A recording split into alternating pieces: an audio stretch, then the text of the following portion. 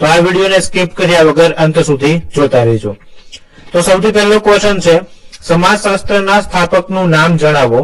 સમાજશાસ્ત્રના સ્થાપકનું નામ જણાવો। જવાબ આવશે option number D, August Comte. Question number 2, નોકરશાહીનો ખ્યાલ કોણે આપ્યો? નોકરશાહીનો ખ્યાલ કોણે આપ્યો? જવાબ આવશે option number C, Max Weber. ત્યાર પછીનો ત્રીજો ક્વેશ્ચન છે, સમાજશાસ્ત્ર કેવું વિજ્ઞાન છે?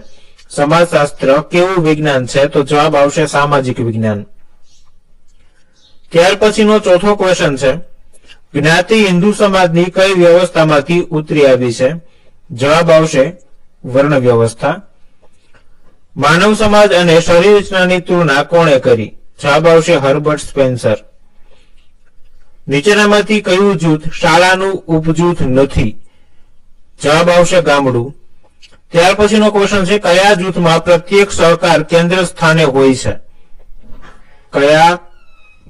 નીચેનામાંથી કયા જૂથમાં પ્રત્યેક સહકાર છે એ કેન્દ્ર સ્થાને હોય? તો એમાં જવાબ આવશે પ્રાથમિક।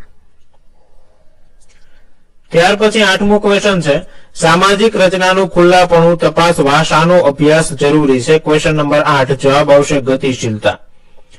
ભૌતિક સંસ્કૃતિમાં કઈ બાબતોનો સમાવેશ થાય છે? 9 નંબરનો ક્વેશ્ચન છે, ભૌતિક સંસ્કૃતિમાં કઈ બાબતોનો સમાવેશ થાય છે? જવાબ આવશે મકાનો। વિશ્વની તમામ સંસ્કૃતિઓમાં સામાજિકરણનું પાયાનું કામ કોણ કરે છે? જવાબ આવશે કુટુંબ। ત્યાર પછીનો ક્વેશ્ચન છે, વિભક્ત કુટુંબમાં કુટુંબના નિર્ણયો કેવી રીતે લેવામાં આવે છે? તો જવાબ આવશે કુટુંબના વડા દ્વારા। સ્પેશિયલ મેરેજ એક્ટ કઈ સાલમાં ઘડાયો? જવાબ આવશે 1954। ત્યાર પછીનો ક્વેશ્ચન છે, બાળકો અને નિરીક્ષર વ્યક્તિ પાસેથી માહિતી મેળવવા કઈ પ્રયુક્તિ છે એ ઉપયોગી છે? તો જવાબ આવશે ચિત્રાત્મક પ્રશ્નાવલી।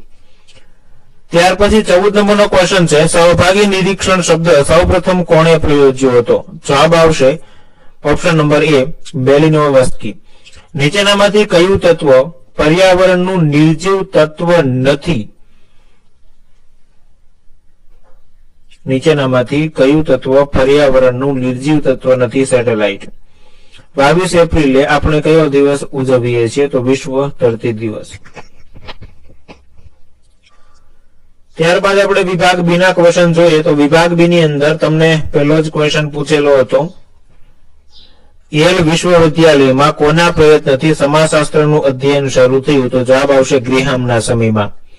ત્યાર પછીનો ક્વેશ્ચન છે, સ્વાભાવિક ક્રમમાં ચાલતા વર્તન વ્યવહારમાંથી કયા ધોરણો ઉદ્ભવે? તો લોકરીતિના ધોરણો। ધ્યેય પ્રાપ્તિની સમસ્યા કઈ સંસ્થા દ્વારા હલ થાય? રાજ્ય સંસ્થા દ્વારા। શરત એટલે શું? તો કે ભાઈ કોઈ પણ કાર્ય કરવા અથવા તો ન કરવાની જે સંમતિ છે એને શરત કહેવાય।